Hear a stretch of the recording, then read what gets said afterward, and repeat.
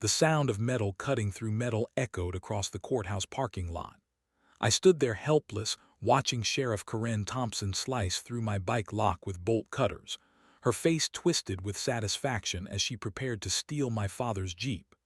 My hands shook as I held up my phone to record her crime, but I knew no one would believe me. She was the law in Cedar Falls. Or so she thought. What Sheriff Karen did not know was that her moment of triumph was about to become her biggest mistake. My name is Jake Morrison, and until 6 months ago, I lived the kind of quiet life most people dream about. Cedar Falls sits nestled in the Montana mountains, population 3,200, where everybody knows everybody and nothing dramatic ever happens.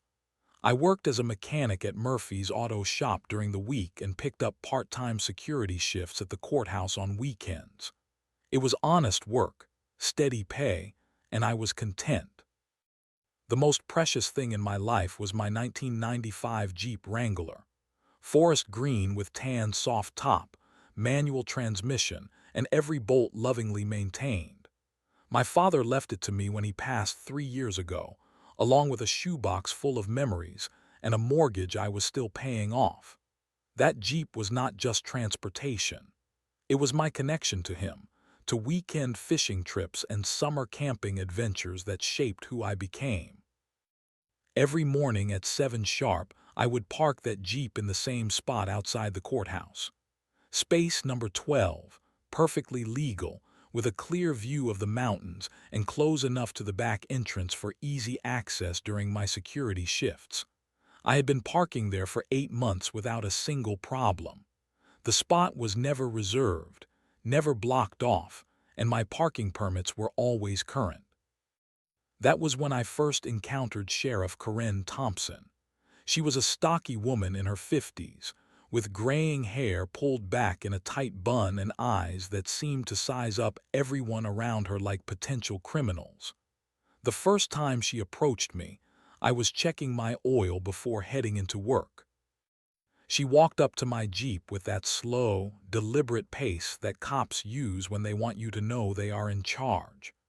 "You know, son, this is a pretty convenient spot you have claimed for yourself." I looked up from under the hood, wiping my hands on a rag. "Yes, ma'am. I have all the proper permits and it is a public parking space. No restrictions posted." She nodded slowly, but something in her expression made me uncomfortable. "Public parking, sure. But some folks might think you are getting a little too comfortable treating this place like your personal driveway."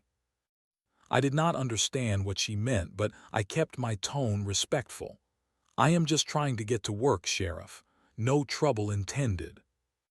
She stared at me for a long moment, then walked away without another word. I thought that was the end of it. I was wrong. The harassment started small, the way these things always do. A parking ticket tucked under my windshield wiper for an expired meter, even though the spaces were free. A citation for improper parking angle when my Jeep was perfectly straight between the lines. Each ticket was signed by Sheriff Thompson, and each one made less sense than the last. I tried to handle it the right way. I went to the courthouse clerk's office with my permits and documentation, showing them that I had every right to park in that space. The clerk, a nervous woman named Betty, looked at my papers and sighed. "I am sorry, Jake. These citations come from the sheriff's office. You will need to take it up with them directly." So I did. I walked into the sheriff's department on a Tuesday morning, hat in hand, ready to clear up what I assumed was a simple misunderstanding. Sheriff Thompson kept me waiting for 40 minutes in the lobby before finally agreeing to see me. "What can I help you with, Morrison?" She did not invite me to sit down. I placed the parking tickets on her desk, along with my permits. "Sheriff, I think there might be some confusion about my parking situation. These citations do not seem to match up with the actual parking regulations." She glanced at the papers without really looking at them. "Are you questioning my officer's judgment?" "No, ma'am. I am just trying to understand what I am doing wrong so I can fix it." Her expression hardened. "What you are doing wrong is thinking you own that parking spot. That area needs to remain clear for official business." I felt a flutter of confusion. Official business. The signs say public parking. There are no restrictions posted. The signs say what they say, but I am telling you what I need. That spot needs to be available for county vehicles when necessary. I looked around her office, searching for some reasonable explanation. "Sheriff, if that is the case, could you help me understand when those times might be? I am happy to work around any official needs." She stood up, signaling that the conversation was over. "The need is when I say there is a need. Find somewhere else to park, Morrison. This is your warning." Walking out of that office, I felt like I had entered some alternate reality where logic did not apply. But I was not ready to give up my father's parking spot without a fight. Not yet. The next morning, I parked in space 12 as usual. By noon, there was another ticket on my windshield. This one was for blocking emergency access routes. I looked around the empty parking lot, trying to figure out what emergency route I could possibly be blocking. That afternoon, Deputy Mike Rawlings approached me as I was leaving work. He was a young guy, maybe 25, who had always nodded politely when we passed each other around town. "Hey Jake, I am supposed to tell you that the sheriff wants that parking space kept clear from now on." I turned to face him. "Mike, can you help me understand what this is really about? That space has been empty for years. I have never seen a county vehicle park there." He looked uncomfortable, glancing around to make sure no one was listening. "Look, between you and me, she parks her personal truck there sometimes when she has business at the courthouse. She does not want to walk from the back lot." Finally, the truth. Sheriff Karen Thompson wanted my father's parking spot for her own convenience, and she was willing to abuse her authority to get it. What started as parking harassment quickly escalated into something much more serious. Sheriff Thompson began issuing citations for increasingly ridiculous violations. Excessive vehicle noise for my perfectly stock exhaust system. Suspicious loitering for sitting in my own vehicle during lunch break. Improper vehicle registration display, even though my plates were clearly visible and current. Each ticket carried a fine, and the fines were adding up. Worse than the money was the constant stress of never knowing what bogus charge would be waiting for me next. I started taking pictures of my Jeep every morning when I parked, documenting the exact position, the empty spaces around me, and the time stamp on my phone. I thought evidence would protect me. I was naive. I decided to file a formal complaint through the proper channels. The county administrative office was located 2 towns over in Millfield. I took a day off work and drove there with a folder full of documentation, parking permits, photographs, copies of all the bogus citations, and a written timeline of events.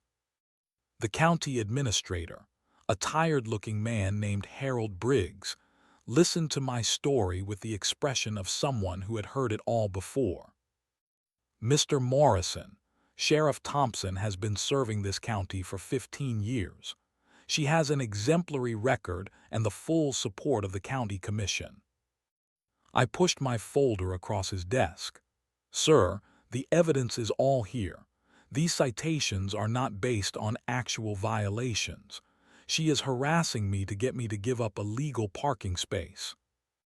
He flipped through my papers without really reading them. "Have you considered that maybe you are misunderstanding the parking regulations? Small-town law enforcement requires flexibility and discretion." Flexibility to write fake tickets. His tone became sharp. "Mr. Morrison, I would be very careful about making accusations against a sworn law enforcement officer. Sheriff Thompson tells me you have been belligerent and uncooperative with her deputies. I stared at him in disbelief. Belligerent? I have been nothing but respectful. I am asking for help with what appears to be abuse of authority. What it appears to be is a young man who thinks the rules do not apply to him. He closed my folder and slid it back across the desk. My advice is to find a different place to park and avoid any further conflicts with the sheriff's department. Driving home that day, I realized the corruption ran deeper than just Sheriff Thompson. The system that was supposed to protect citizens from exactly this kind of abuse was instead protecting the abuser. I was on my own. The next week, things got worse. I arrived at work to find a notice taped to my Jeep's windshield. Impound warning. This vehicle is subject to immediate towing and impound for repeated parking violations. Owner has 48 hours to relocate vehicle permanently or face seizure under County Ordinance 47B. My hands were shaking as I read the notice. Ordinance 47B was a law designed to remove abandoned vehicles from public property. Using it against a legally parked, registered, and insured vehicle was completely inappropriate. But Sheriff Thompson had figured out that she could twist any law to serve her purposes. That evening, I called every lawyer within 50 miles. The first 3 would not even take my call once I mentioned Sheriff Thompson's name. The fourth one, an elderly man named Frank Chen, agreed to meet with me but was not encouraging. "Son, I have been practicing law in this county for 30 years. Karen Thompson has connections everywhere. The judge, the prosecutor's office, half the county commission. Even if you are 100% right, which you probably are, fighting her in local court is like swimming upstream in a flood. So she can just steal my father's Jeep, and there is nothing I can do about it." He leaned back in his chair and sighed. "I did not say there was nothing you could do. I said fighting her locally is nearly impossible, but sometimes the federal government takes an interest in local corruption. Sometimes." I left his office with more questions than answers, but also with a spark of hope.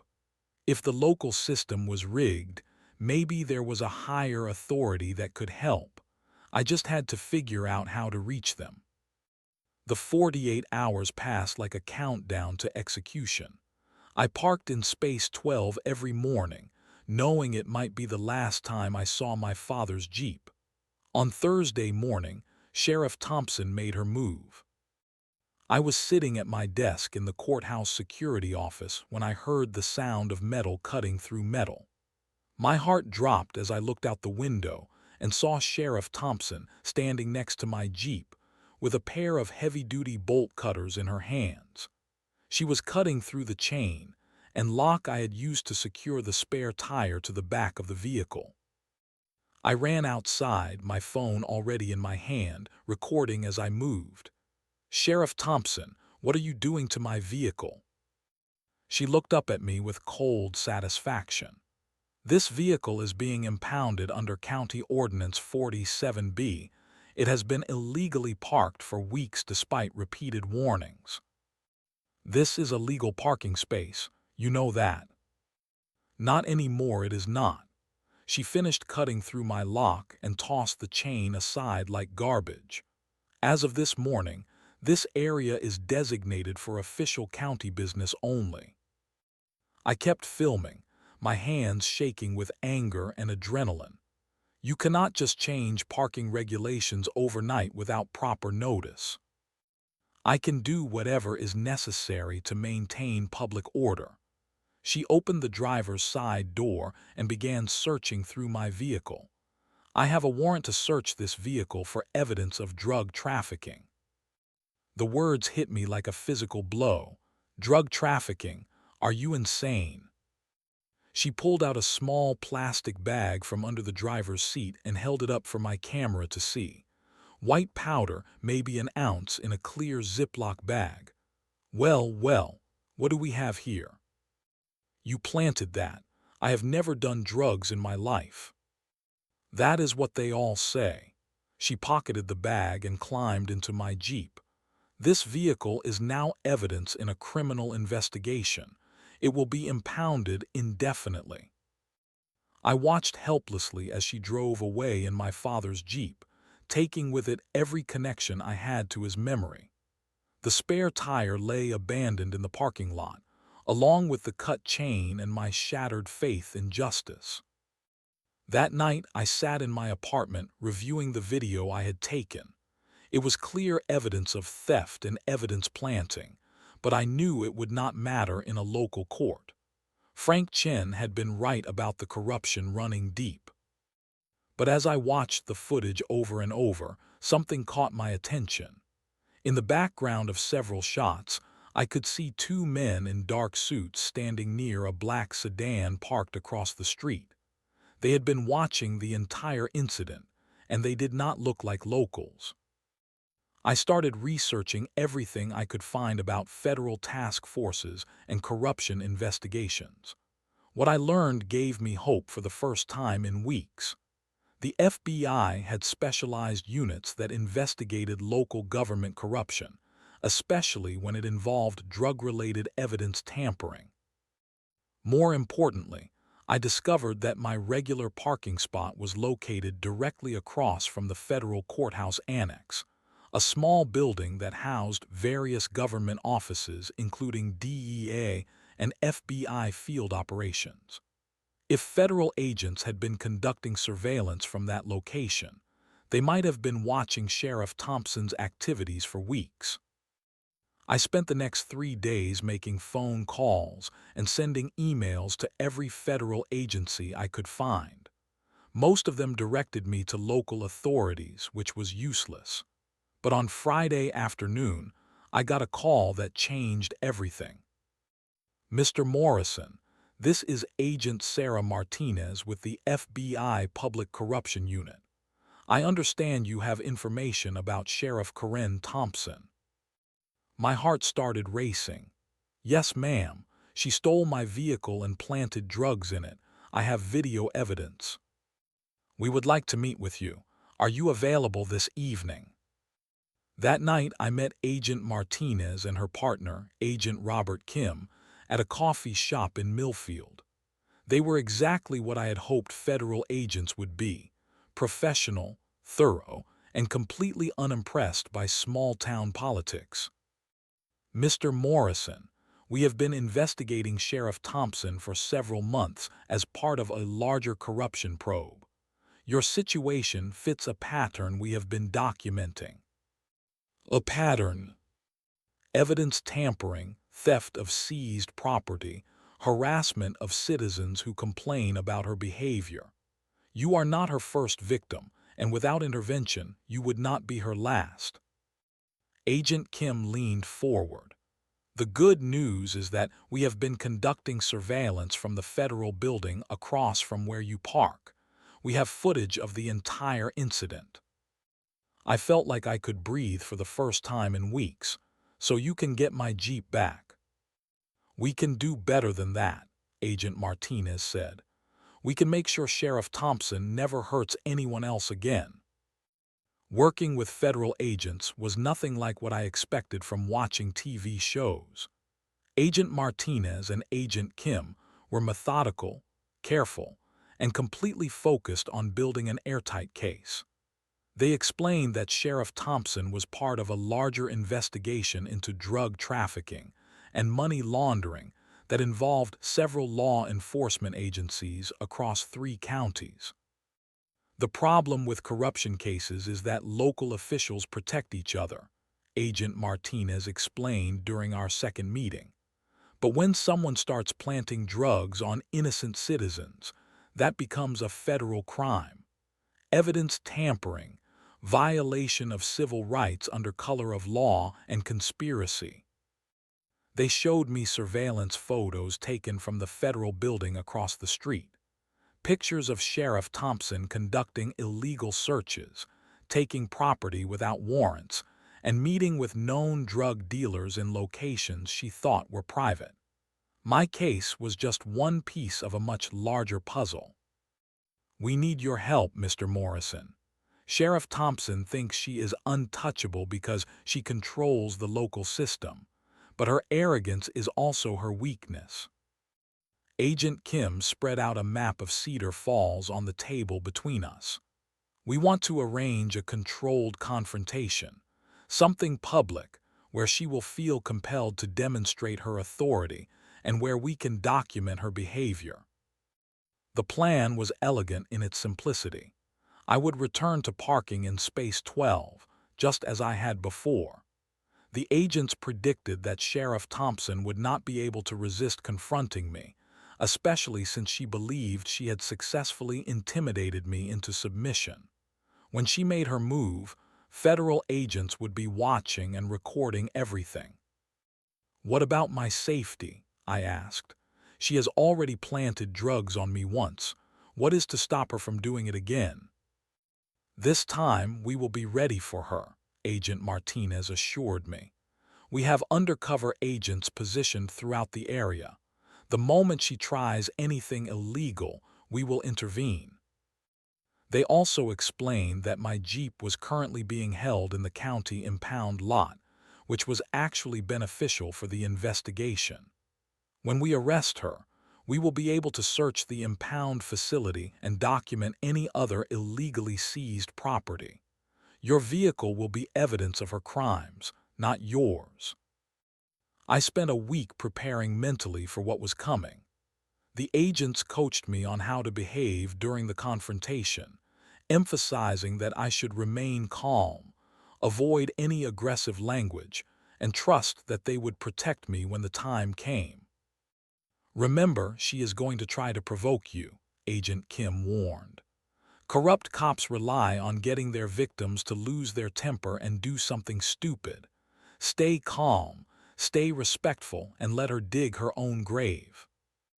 The night before we executed the plan, I sat in my apartment looking at old photos of my father and me with his Jeep. Camping trips, fishing expeditions, the day he taught me to drive a manual transmission in an empty parking lot. Sheriff Thompson had stolen more than just a vehicle. She had violated my most precious memories. But tomorrow, with the help of federal agents who actually understood the meaning of justice, I was going to get it all back. And Sheriff Karen Thompson was going to learn that some people cannot be bullied into submission. The plan would begin at 8 in the morning, when I would park in Space 12 for the first time in 2 weeks. By the end of the day, either justice would be served, or I would learn that corruption truly was more powerful than the law. I went to bed that night with a mixture of anticipation and fear, knowing that tomorrow would change everything. Tuesday morning arrived gray and cold, with a thin layer of frost covering the courthouse parking lot. I borrowed my neighbor's pickup truck and drove to Space 12 at exactly 8 o'clock, just as Agent Martinez had instructed. My heart was pounding as I backed into the familiar spot, but I forced myself to appear calm and routine. The federal agents were invisible, positioned in various locations around the courthouse square. Agent Martinez was inside the coffee shop across the street, posing as a customer reading a newspaper. Agent Kim sat in an unmarked van parked near the bank, with a clear line of sight to my location. 2 additional agents I had never met were stationed inside the federal building, recording everything through high-powered cameras. I did not have to wait long. At 8:47 a.m., Sheriff Thompson's patrol car pulled into the courthouse parking lot. She parked directly behind my borrowed truck, blocking me in, and climbed out with the slow, deliberate movements of someone who believed she held all the power. She approached my driver's side window and tapped on the glass with her knuckles. I rolled down the window, keeping my expression neutral. "Well, well, look who decided to come crawling back." Her voice was loud enough for anyone nearby to hear. "I thought I made myself clear about this parking situation, Morrison." "Good morning, Sheriff. This is a legal public parking space, and I have every right to be here." Her face darkened. "Legal? Son, you are driving a different vehicle, which tells me you are trying to circumvent my impound order. That makes this a violation of a direct law enforcement directive." I had prepared for this moment. "Sheriff, you impounded my personal vehicle based on what you claimed was drug evidence. I have not been charged with any crime, and I have not been informed of any restriction on my parking privileges." "Your parking privileges," she laughed, but there was no humor in it. "Boy, you do not have parking privileges. You have whatever permissions I decide to give you, and right now I am deciding to revoke them." She walked around to the front of my truck and began writing a citation. But this time, instead of a simple parking ticket, she was writing something much more serious. "Karen Thompson, you are under arrest." The voice came from directly behind her. She spun around to see Agent Martinez approaching with her badge and weapon clearly visible. Agent Kim emerged from his van, and 2 additional agents appeared from the federal building. Within seconds, Sheriff Thompson was surrounded by federal law enforcement. "What the hell is this?" Thompson's voice cracked for the first time since I had known her. "FBI Public Corruption Unit. You are under arrest for violation of civil rights under color of law, evidence tampering, theft of seized property, and conspiracy to distribute controlled substances." The color drained from Sheriff Thompson's face as Agent Martinez began reading her rights.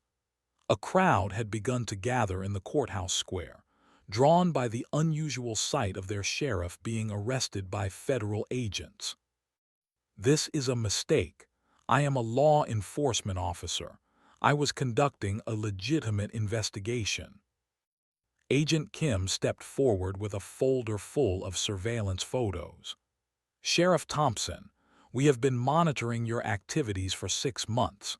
We have documented evidence of you planting drugs on innocent citizens, stealing seized property, and taking bribes from known drug dealers." "That is impossible. You have no authority here." "Actually, we do." Agent Martinez snapped handcuffs on Thompson's wrists as news crews began arriving on the scene.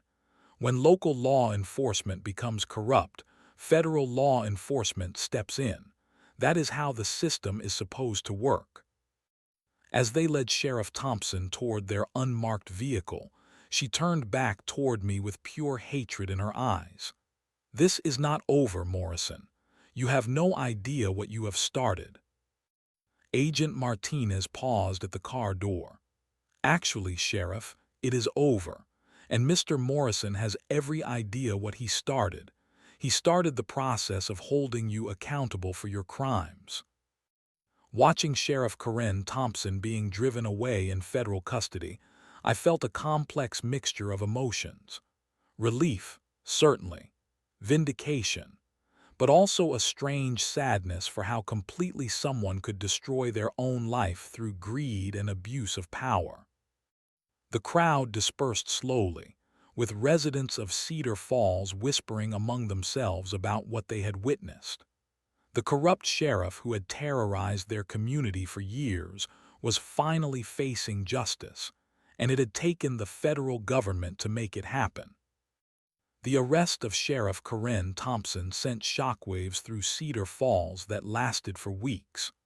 Within hours of her being taken into federal custody, news vans filled the courthouse square and reporters were interviewing anyone willing to talk about the corrupt sheriff and her reign of terror. I found myself at the center of media attention that I never wanted. Local news stations, regional newspapers, and even a few national outlets wanted to hear my story.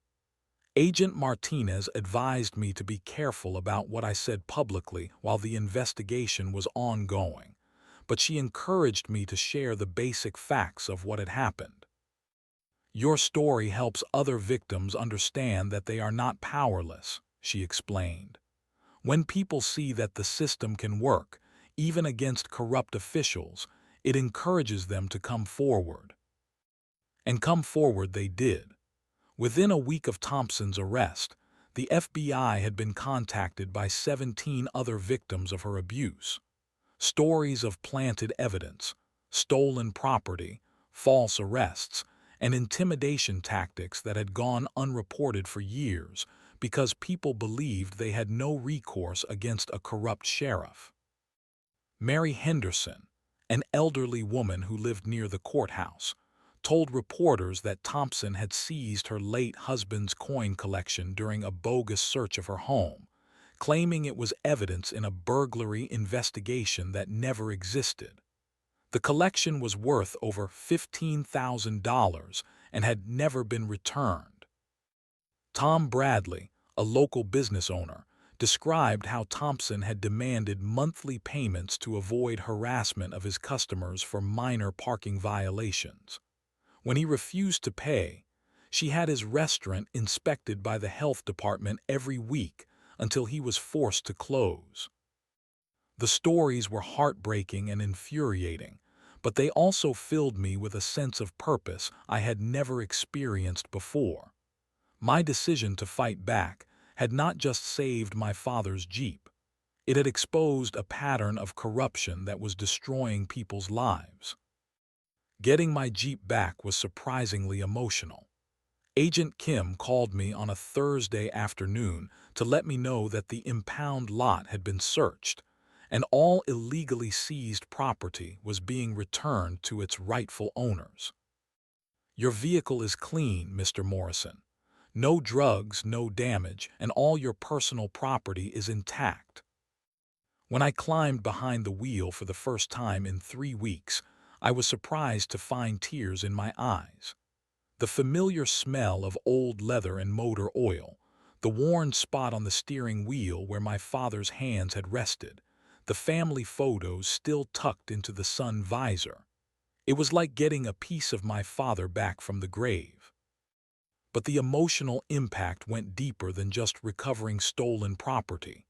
Sitting in that driver's seat, I realized that I had become a different person through this experience. 3 months ago, I had been a quiet mechanic who kept his head down and avoided confrontation. Now I was someone who had stood up to corruption and won. The community's reaction was mixed. Many people approached me to express their gratitude and share their own stories of Thompson's abuse, but others seemed uncomfortable with the attention Cedar Falls was receiving. Some residents blamed me for bringing federal agents into their town and disrupting the status quo. Frank Chen, the lawyer who had warned me about fighting Thompson locally, stopped by the auto shop where I worked to congratulate me. "Son, I have been practicing law for 30 years, and I have never seen anyone take down a corrupt sheriff the way you did. You should be proud of yourself." "I am not sure proud is the right word," I replied. "I am just glad it is over." He shook his head. "It is not over. What you did will protect other people for years to come. That is worth being proud of." As the weeks passed and the media attention died down, I began to understand what he meant. I had not just fought for my own rights. I had fought for the principle that no one, not even law enforcement officers, is above the law. In a small way, I had helped restore faith in justice. Sheriff Karen Thompson's trial took place 8 months later in federal court, where local politics and corruption could not protect her. The evidence against her was overwhelming. Surveillance footage, recorded conversations, testimony from multiple victims, and physical evidence of planted drugs and stolen property. I testified on the second day of the trial, describing in detail how Thompson had harassed me, planted evidence in my vehicle, and stolen my father's Jeep. The defense attorney tried to portray me as a troublemaker who had brought the harassment on myself, but the federal prosecutors had done their homework. Agent Martinez took the stand and methodically presented 6 months of surveillance evidence showing Thompson's pattern of corruption. Photos of her meeting with drug dealers, video of her planting evidence during traffic stops, and recordings of her demanding bribes from local business owners. The jury deliberated for less than 4 hours before returning guilty verdicts on all counts: civil rights violations, evidence tampering, theft, and conspiracy. Thompson was sentenced to 12 years in federal prison without the possibility of parole. The day of her sentencing, I sat in the back of the courtroom and watched as federal agents led her away in shackles. She never looked in my direction, never acknowledged the people whose lives she had destroyed with her greed and abuse of power. Cedar Falls elected a new sheriff 6 months later, a former state trooper named David Martinez, who had no connections to the previous corrupt administration.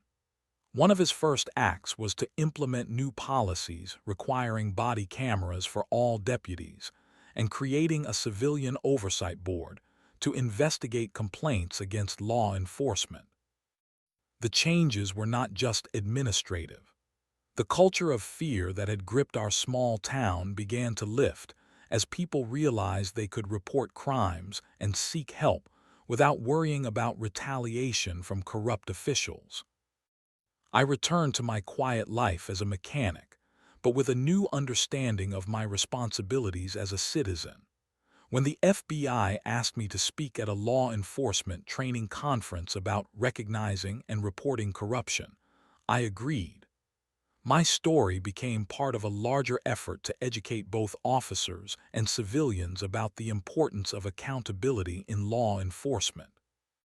Every morning, I still park my father's Jeep in Space 12 outside the courthouse. But now it represents something more than just convenience or sentiment.